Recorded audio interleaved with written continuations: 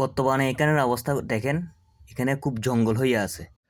এটা হচ্ছে বেড়িবাঁধ। আমি বর্তমানে বেড়িবাঁধে আছি, নতুন সি বিচ হয়ে এসেছে ওইখানে।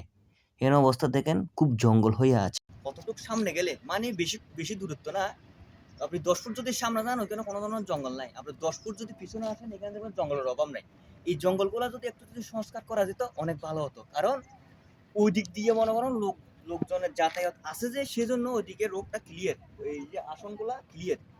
তারপর এদিকে লোকজনের একটু যাতায়াত কম যায়, সেজন্য গিয়ে এখানে জঙ্গল হয়ে আছে। হ্যাঁ, একদম জঙ্গল হয়ে আছে। এই জঙ্গলগুলো যদি মনে করেন একটু যদি সংস্কার যদি করা যেত, তো জিনিসটা মনে হয় অন্তত ভালো হতো। আমি আপনাকে দেখাবো, 10 ফুট সামনে গেলে মনে করেন কোনো ধরনের জ্ঞান নাই, জঙ্গল নাই সহ্য পরিপাটি ভাবে।